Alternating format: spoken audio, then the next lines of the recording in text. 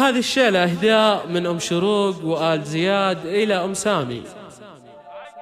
عقبالات ام العريس بنت النشامة فارقة في ليلة غير الليالي، جاتكم تاج الفخر اصل الزعامة، رحبوا فيها على متن الجزالي، ورحبوا فيها على متن الجزالي.